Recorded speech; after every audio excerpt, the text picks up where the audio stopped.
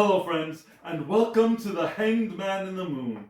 If this is your first time here, welcome. I'm pleased to meet you. Thank you for coming. If you've been here before, thank you for returning. I'm truly honored. Well friends, the tarot spread has been laid, so let's dive right in.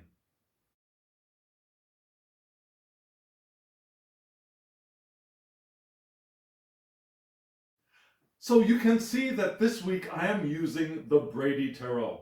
Do you know the Brady Tarot? It's a very famous, popular, and beautiful deck. And if you are sharp of eye, you will notice that I have had the box for the Brady Tarot here above my head all this time. And I've wanted to pull it out because I haven't been giving it enough love recently. It's one of my favorite decks. It's a beautiful box. You don't love a tarot deck for the box, but it is a beautiful bamboo box. And I wanted to give it a little love publicly. So I decided to use the Brady Tarot for this week's spread. But then I almost decided not to record this video because last week and this week's spreads kind of knocked me out when I laid them down. And I looked at this spread and I thought, no, I don't want to do it. Maybe I'll wait a day. But then, heck, I got dressed up to shoot the video. I'm wearing my favorite pendant of rhodochrosite, which I got in Buenos Aires, Argentina. Today is the day for recording the video. So I'm just going to dive in with you and see where we go. So friends, let's look at the first card of this spread. Don't get scared. So the first card of this spread, the theme, the thesis statement, if you will, is the Father of Horns, reversed. Now in the Brady Tarot, horns are the cup suit, and the Father is the King of cups in a standard Rider-Waite deck. And this King of Cups, or this gorgeous Father of Horns, is upside down. So you see the raging waters above him. This powerful stag. And so this is a card of overwhelm, when emotions are overwhelming us, when we are under the turbulent force of an emotional state. Have you ever felt that? I know I have. I know I've felt that recently. And we know if we want to live an intentional life, it's an emotional journey. Because emotions indicate to us how open we are and how well we are flowing with the powerful force of intention. To move with the force of intention, to be open to the power of intention, we need to be in an emotionally positive state. We want to be, as often as possible, as much as possible, in a state of love, joy, well-being, awareness. We want to be at that high end of the emotional scale, because that shows us that we are in alignment and we are open to the powerful force of intention. And when we are in a negative state, when we are closed down, tightened up, we know that we are not flowing with the powerful force of intention. We are perhaps even turned in the opposite direction and trying to struggle our way away from what we actually want. Now that negative feeling, that constricted feeling, that tight feeling, that closed feeling is a state of non-allowing. When we are open, when we are happy, we're allowing ourselves to move forward. When we're closed down, when we're tightened down, when we're angry, when we're depressed, when we're feeling powerless. All of those are indications that we are not moving with intention. We are either fighting it or trying to move in the opposite direction. And emotional overwhelm is one of those negative states. And so when we feel that, when we feel overwhelmed by the force of by the weight of our emotions, we know that we are not open and free and flowing forward. You can see the stag is high on a mountain. In the upright position, the stag is standing above the emotional turmoil and in a very safe, secure, and clear-sighted position. Able to ride out anything that is roiling around him or her. However, in the reverse state, we're in it. We're submerged in it. And we're trying to swim desperately in one direction or the other. So we know that's not what we want. Sometimes, even when we're overwhelmed with joy, sometimes, not always, sometimes that overwhelmed feeling is an indication that something is off. When we're buoyed and uplifted by joy, we know we're open. But when we're overwhelmed with joy, when happiness seems to knock us off our feet rather than move us forward, something is a little bit off. So, let's look at the first line of this spread, the first paragraph of this tarot essay.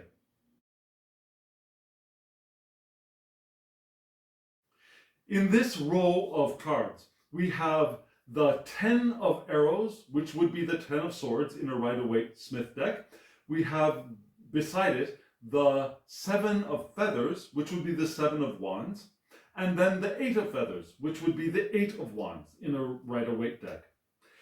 And you also see keywords, something a little bit on the lines of a Thoth deck. So some people say that the Brady deck is a deck that straddles both worlds, that is part Rider-Waite, part Thoth.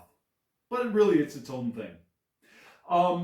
So the 10 of arrows, you can see an opossum with 10 arrows all around him or her. And 2 of them seem to be piercing the chest, but not really. If you look closely at that card, the possum is holding those arrows in place. In the upright position, it could be playing possum. It could be a show of finality, a show of I'm knocked down, a show of overwhelm. But here in the reversed sense, I think this is actually overwhelm. It might actually be us convincing ourselves that things might be worse than they actually are. Have you ever done that? Have you knocked yourself down with anxieties and fears and not emotional overwhelm so much as overwhelm of situation? Overwhelm of situation leads to emotional overwhelm. But in this card right now, we're looking at overwhelm of situation as well. I'm overwhelmed. I'm knocked down. I can't go any further. And sometimes we do that to ourselves. We blow up a situation. We over-exaggerate a situation so much that we convince ourselves that we're on the verge of absolute catastrophe. We catastrophize. And in this reverse position, that's what I think this card is showing us, is those times when we actually are over-exaggerating and convincing ourselves that we're in a worse off position than we actually are, and experiencing an emotional overwhelm because of that. So what can we do from there? The 7 of feathers, which would be the 7 of wands card in this deck, is showing us that maybe what we need to do is first calm down a little bit. And we need to acknowledge how we are feeling. We always need to acknowledge how we are feeling. If we repress or deny our feelings, they just fester and grow beneath the surface and will explode later. And repression of emotion is a form of resistance. It's a form of shutting yourself down and making yourself unavailable to the powerful flow of intention. So we don't want to do that. We don't want to do that. We need to and want to acknowledge our state. We want to investigate. And am I really on the verge of being knocked down, or have I convinced myself of something that is not actually real? So first we want to investigate that. And then we might want to say, okay, I'm going to take on this challenge. Yeah? The Seven of Wands card, or here the Seven of Feathers card, is inviting us to take a challenge, to show ourselves that we have the power to move forward. We want to empower ourselves, and part of empowering ourselves is showing ourselves that we can accomplish something. Yeah? Facing something head on, not fighting it. I'm not looking for conflict here. We're not looking for conflict here, but for taking a challenge, for proving to ourselves that we are capable, that we can do something. And it can be something small. It could be something like going out the front door and going for a walk for 5 minutes. If you've been so shut down that you haven't even done that much activity. There are times when we might do that. We might be so depressed or so overwhelmed that we can't even get up out of our chairs. So perhaps even that, getting up, going out the door, and going for a 5-minute walk in safe conditions, that could be a challenge for us. And if that is a challenge and we accomplish that, we might be able to take the next step. And that next step is, if we face a challenge, if we show ourselves that if we can even overcome this one small thing, we can show ourselves that in alignment, we can do more than we think we can. And that alignment can bring focus and dynamism and energy back to us. Yeah, it will give us what we need to lift ourselves up, to open ourselves up to the flow of intention. Because the power is there for us. The power to move us forward is there and available to us, but we have shut ourselves off from it. And to open ourselves back up, we want to be in alignment. And it might not be possible to get from where we are to joy, love, well-being, and pure awareness. That might be too large of a step. But if we deliberately take one step, we face one challenge and show ourselves that we can do it, that little spark of confidence can set a spark to a much larger burst of energy and much larger burst of possibility, which is the Eight of Wands, that energy to move things forward, to move things more quickly. So friends, we can do it. We can move forward. And this spread is showing us that. Let's look at the second paragraph of this essay.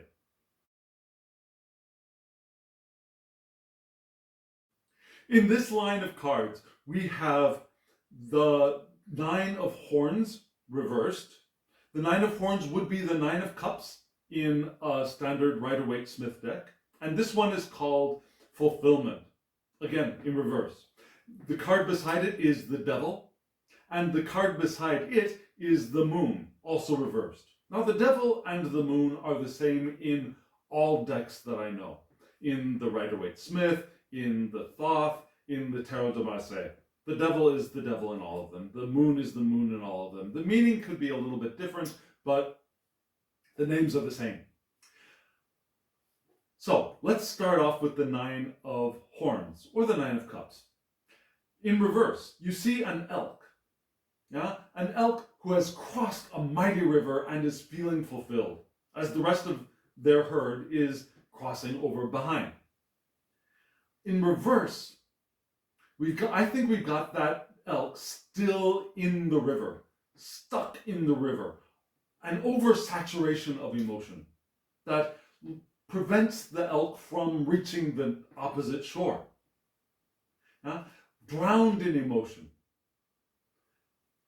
Even contentment can prevent us from moving forward. Now, that contentment is usually a positive thing, perhaps more positive than most people think. Now, contentment, where you're content, happy with what you have, happy with who you are, and ready to keep moving forward. That is a very positive emotion and is a signal that we are open to or have opened ourselves to the powerful flow of intention.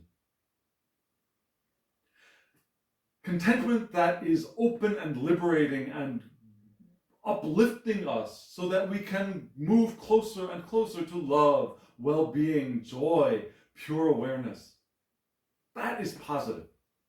However, there is the shady side of contentment. There's a dark side of contentment. The contentment that is, nope, I've got it. This is perfect where it is. I'm not moving. I'm just going to keep everything exactly as it is. I don't want to change. No changes, no more. This is it. That is not a state of being open to the powerful flow of intention. That is the locked down kind of contentment. That is a negative side of contentment. And that is a contentment that prevents us from development. It's a contentment of the beginnings of stagnation. And stagnation is the beginning of death. It is the opposite of the flow of intention. It is a closed off state.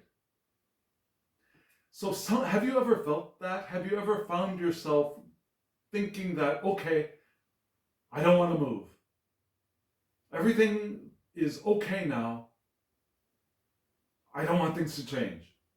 Have you thought that? I have. I know I have. And that seems like a good thing at the time, but in retrospect, I know that it was a veiled expression of fear. It was fear in hiding. And fear in hiding is still resistant. And we want to get past that. So, why? Because that kind of negative contentment can be addictive, which is what the devil card is showing us. The devil card is showing us that we can become addicted to what we have, where we are. And I'm not talking about addictions like alcohol addictions or drug addictions or sex addictions, or there are so many shopping addictions, but addictions to what we have and who we are now. Not allowing ourselves to develop, not allowing ourselves to change, not allowing things to leave our experience.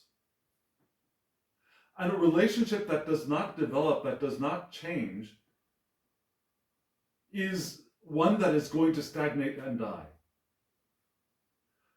Perhaps the things in our homes, we're so addicted to what we have in our homes, if we're not happy with them and ready for them to leave whenever it's time, then we are resistant. And that's the kind of addiction this card is showing us. Now, also alcohol and sex and drugs and all of that too, but we can be addicted to what is causing that sense of contentment. And why is that bad? Why is, okay, I'm satisfied with where I am and that's it? Why is that bad? Well, again, it's stagnation, but it also prevents us from realizing who we are. Now, the moon in reverse. The moon card is a card of receiving intuitional knowledge. Yeah, the card of intuition, where we realize something, where we become aware of something from our intuitive sense, which is connected with our unconscious and our emotions. In this card, it's reversed. Yeah, we're under the sea. The crustacean, the lobster-like or crab-like thing is coming out from above us and perhaps overwhelming us to the point where we no longer have clear access to the knowledge, the information, the inspired or intuitive information that we could have available to us. It could frighten us. We might become frightened of our unconscious instead of open to the knowledge from it. We may be playing possum to our unconscious. I don't want to look at that. In that case, our shadow selves, the shadow that people talk of when they say they're doing shadow work, that shadow can grow and overwhelm us too. Keeping us, making us, forcing us, almost requiring us to stay sheltered within our bubble of contentment. And that's the negative side. And that's something we want to prevent. We want to be able to break through, to turn that moon card right side up again, so that we are free and open and ready to accept what is coming from below. Let's take a look at the next row of cards.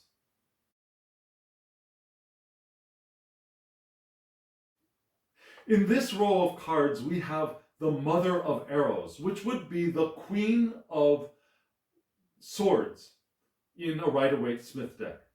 The Queen of Swords, one of my favorite cards. And then we have the Emperor, upright. And then we have the Empress, upside down. Now, the Emperor and the Empress are often seen as a couple especially in the Rider-Waite-Smith decks, but also in the Thoth deck. The Emperor and the Empress are a couple, are compatible, are two sides of one coin. And when they're upright, they're both upright, and when they're both equally matched, they give a good balance to each other. But here we have one in reverse, which is not a good sign. So let's start off with the Mother of Arrows, the Queen of Swords. She is the independent one. She's the witty one. She is the one who is able to think clearly and cut her way through the clouds of confusion and make decisions and take care of business. Here in this reading, and with this card, you see a bobcat with the arrow guarding her den of cubs, and a bird flying, an eagle, a dangerous bird, flying off in the distance. She's guarding her den with her arrow. And that arrow has broken open a stone to reveal crystals inside, but she's not paying attention to those crystals because she's on guard. She's defensive. Now, in this reading, one reaction to emotional overwhelm is to cut off emotion and go into that cold-ish Mother of Arrows state. Go on guard to emotional overwhelm and go on guard to things overwhelming us, overtaking us, things that might come and harm us. We go on the defensive. We go on the defensive so much that we don't see the jewels that are right at our feet. We don't see the gift. We don't see the bright, shiny object. And that bright, shining object could be exactly what we need at that time. But we're so defensive, we're not open to the abundance that is around us. And that's what the Mother of Swords in this line is showing us. So when we go on that defensive, when we go into defense mode to cut ourselves off from our emotions and go entirely into the head, we know that we're in trouble when we're thinking of living an intentional life. Because again, an intentional life is an emotional path. It's an emotional journey. We need to be in touch with our emotions. And the Mother of Swords in this card is not. She's defensive. Which leads us and her to the Emperor card. The Emperor here is our intellect becoming tyrannical. Now she goes from being defensive to the intellect becoming the tyrant of the show. I know what I'm doing. I know what I'm doing. I know how to figure this out. Emotions be darned, emotions overboard. Everything from now on is going to be brain, logic, reason. And logic and reason and brain are all wonderful, but in balance. Here, the tyrant shows their heads, yeah? Up at the top, on the peak of a barren mountain. A barren, icy mountain. A cold mountain. An unemotional mountain. An uncreative mountain. Yeah? Proclaiming our power in the barren kingdom. I am the ruler of all I see, and all I see is dead, barren land, which is not creative and is not flowing with the powerful force of intention. There's no water in this card except for perhaps ice, and ice is not flowing. The next card is the Empress, and the Empress would be the perfect balance to the Emperor, but she is in reverse. Yeah, she is blocked. She here is blocked creativity. Now that reason, that rationality blocks our potential for real creativity, organic creativity, natural creativity. Now our desire to figure things out limits our ability to have intuitive information, naturally progressing, naturally blossoming, growing. We cut ourselves off from the source of our creations, sometimes with pure intellect. We lose our ability to nurture ourselves and others, which is part of living an intentional life. The ability to nurture. Because water is a nurturing element when it's not overwhelming us. It's a nurturing element. We can drown in it, sure. But it's a nurturing element. And here it's reversed. And here we have the water blocked, the emotions blocked, cut off. So, we have a concluding paragraph. Let's see what that has to tell us.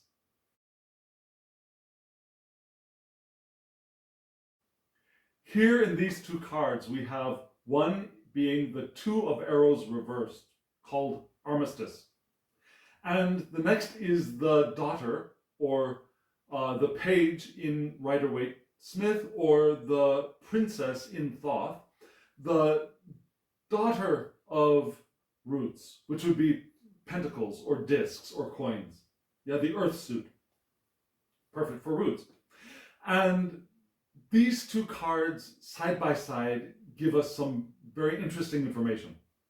Now, the first one, the two of arrows reversed, Armistice reversed. In the standard Rider-Waite decks, you usually see a woman blindfolded with two swords held up. And it's a card of making decisions, perhaps looking within to make decisions, or perhaps the inability to make a decision. But here in the Brady Tarot, there is an idea of these two dogs who are bound up and stabbed, one each with an arrow. And their challenge is, am I going to keep struggling against my bonds? Am I going to fight with that dog next to me that I've probably been fighting with already? Or am I going to try and cooperate to liberate the other and myself from this situation? Or are we just going to stay with the status quo? The most positive action for both of these dogs would be to help each other, free each other from their bondage, remove the arrows from each other, and either continue cooperating or going their separate ways.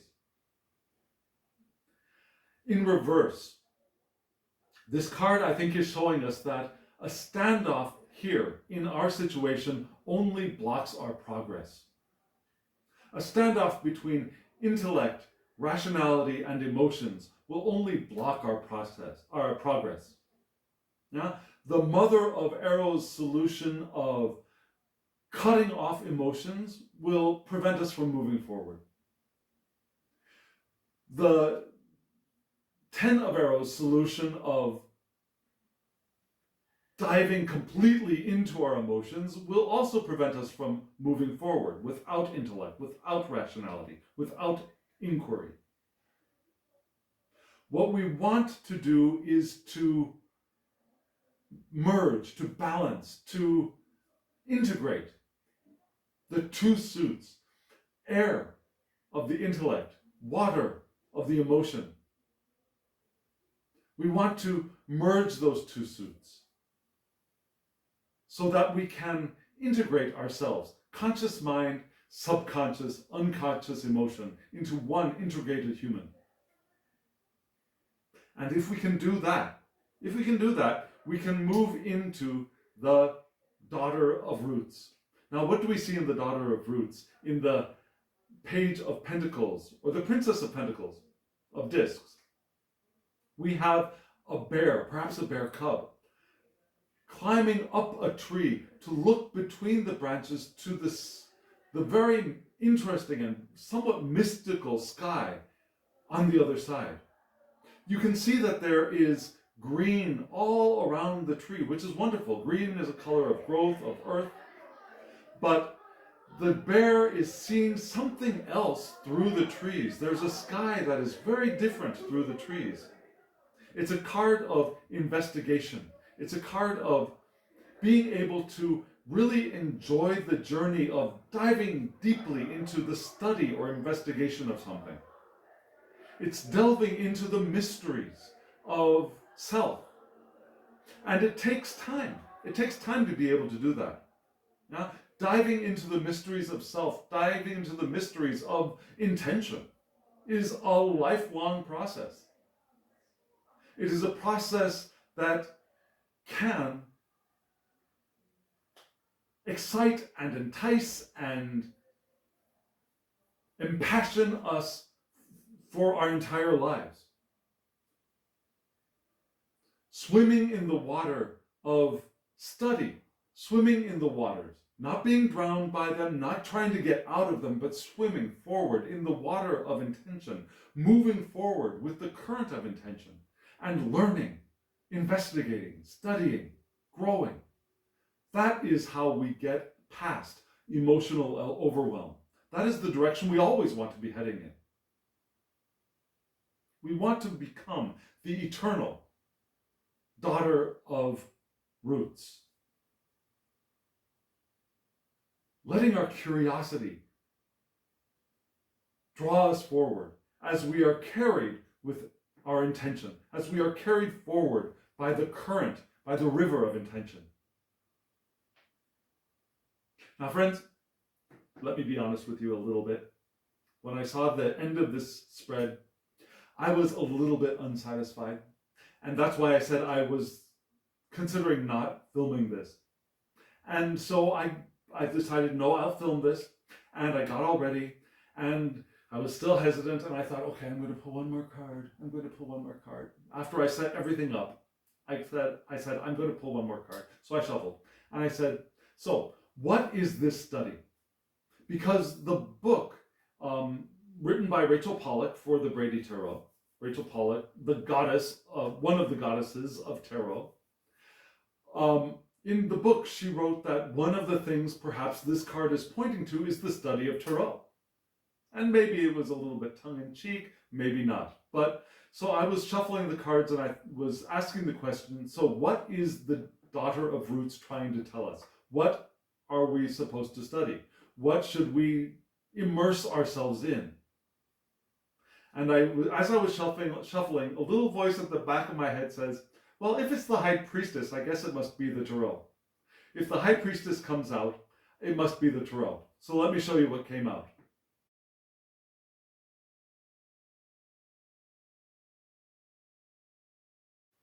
So friends, you can see that I'm not joking you. I didn't do this just on the side. I mean, this really happened. The High Priestess came out. The High Priestess came out.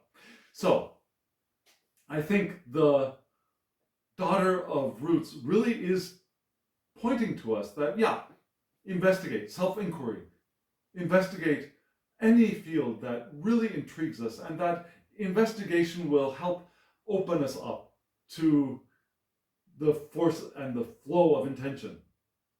But I think the spread is also telling us that if you're interested in this video, you're probably interested in tarot. And diving deeper into tarot, really studying, really investigating it, really looking into what's out there and what we can learn and how we can learn it and all of the possibilities is one way to overcome this emotional overwhelm that we can sometimes find ourselves succumbing to. So friends, what do you think? Have you ever felt emotionally overwhelmed? Have you ever felt one of those three stages of either creating more overwhelm than perhaps it was called for, like the reversed 10 of arrows? Have you found yourself just completely submerged and unable to move forward, like the reversed 9 of horns? Have you felt yourself, cutting yourself off from emotion, like perhaps the mother of arrows?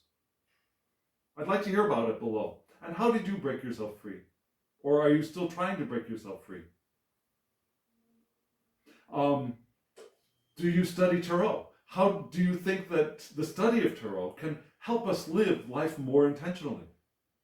If so, why? How? I know I do. That's why I'm doing this video. What do you think? I'd like to know. And friends, as always, if you feel called to, if you feel inspired to, hit that like button, subscribe, and hit the alarm bell so that you can get notifications when I upload videos. And share this with somebody who you think might benefit from it. Do you know someone who feels overwhelmed that might want to hear somebody who understands, and a way out, a way through, yes. And so share with them. And friends, as always, there will be information about the Brady Tarot where you can get it below. I'll show you a picture of the deck at the end of the video. And I wish you love, joy, well-being, and pure awareness. Thank you.